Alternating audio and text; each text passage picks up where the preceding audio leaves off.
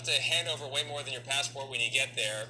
As part of a new entry-exit system, visitors to most European countries will have to provide 4 fingerprints and a facial photo at a self-operated kiosk. The information will be stored for 3 years, with the photo being used for ID verification on later visits. Travelers who refuse to provide their biometric data will be denied entry.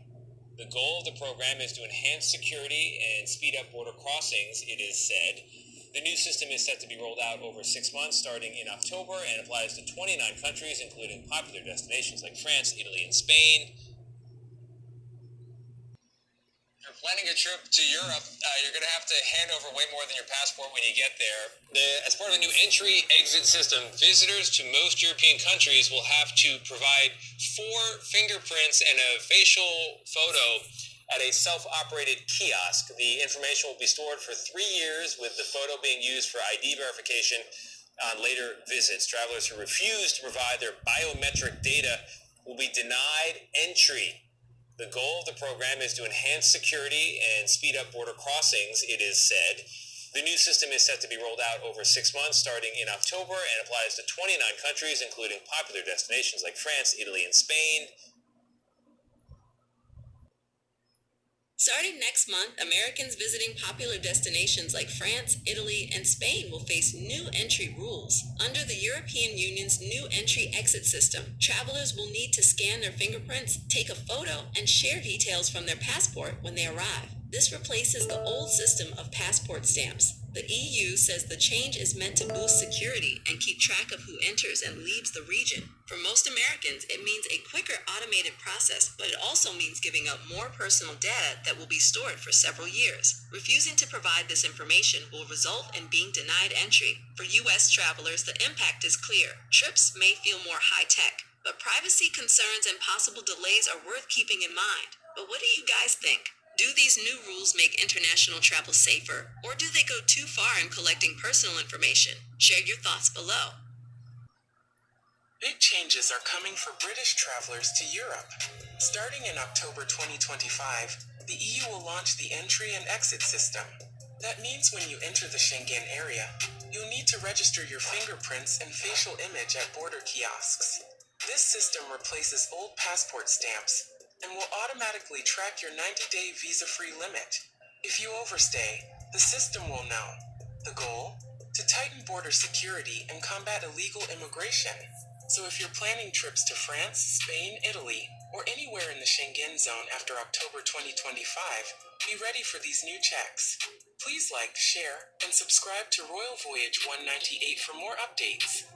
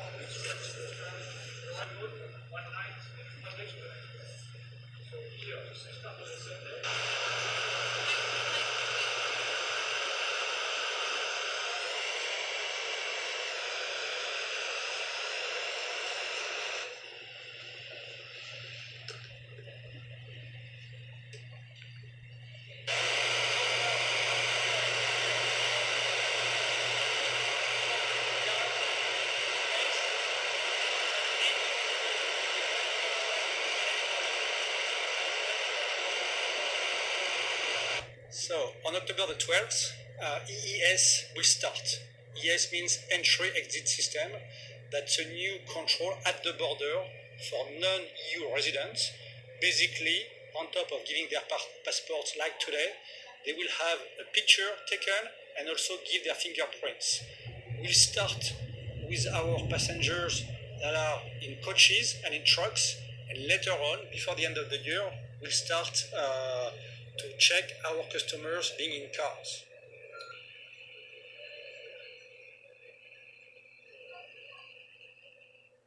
We will not see any delays for two reasons. The first one, it is because it will be a gradual introduction of ES. So if there is any, unforeseen issue on the field, we work closely with the authorities. They will decide to go, as slow as needed to make it work, so that after 6 months it will be perfectly, manageable. Second, we have modeled all of that. We have done digital twins of our terminal, so all of that has been already tested thanks to technology, thanks to AI, but also with real customers. So, we are very confident there will be no issue.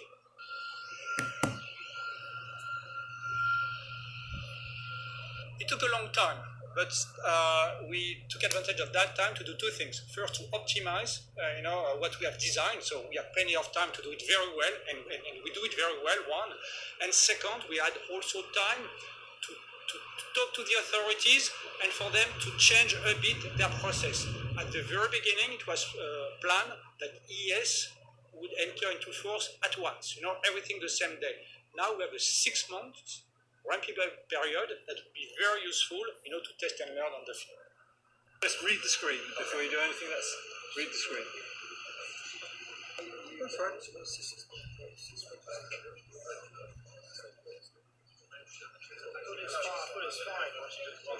As a customer, as a passenger, you just come with your car.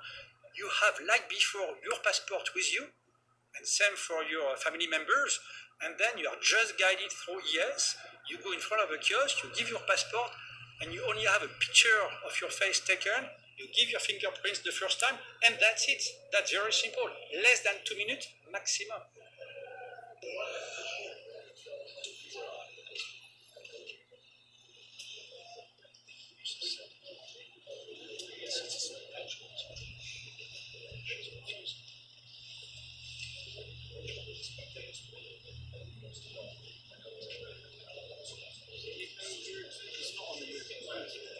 Just pushing you.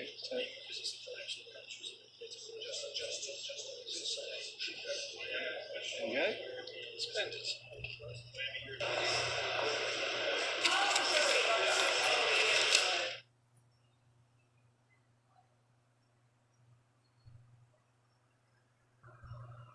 Number 8, we will finally complete the biometric entry-exit visa tracking system, which we need desperately. For years, Congress has required biometric entry-exit visa tracking systems, but it has never been completed. The politicians are all talk, no action, never happens, never happens. Hillary Clinton, all talk. Unfortunately, when there is action, it's always the wrong decision. Do you ever notice? In my administration, we will ensure that this system is in place. And I will tell you, it will be on land, it will be on sea, it will be in air. We will have a proper tracking system. Approximately half of new illegal immigrants came on temporary visas and then never ever left. Why should they? Nobody's telling them to leave. Stay as long as you want. We'll take care of you. Beyond violating our laws, visa overstays pose, and they really are a big problem, pose a substantial threat to national security. The 9/11 Commission said that this tracking system should be a high priority and would have assisted law enforcement and intelligence officials in August and September 2001 in conducting a search for 2 of the 9/11 hijackers that were in the United States on expired visas. And you know what that would have meant. What that could have meant. Wouldn't that have been wonderful, right? What that could have meant. Last year alone, nearly 500,000 individuals overstayed their temporary visas. Removing visa overstays will be a top priority of my administration. If people around the world believe they can just come on a temporary visa and never ever leave, the Obama-Clinton policy, that's what it is, then we have a completely open border and we no longer have a country. We must send a message that visa expiration dates will be strongly enforced. I'm with you, the American people.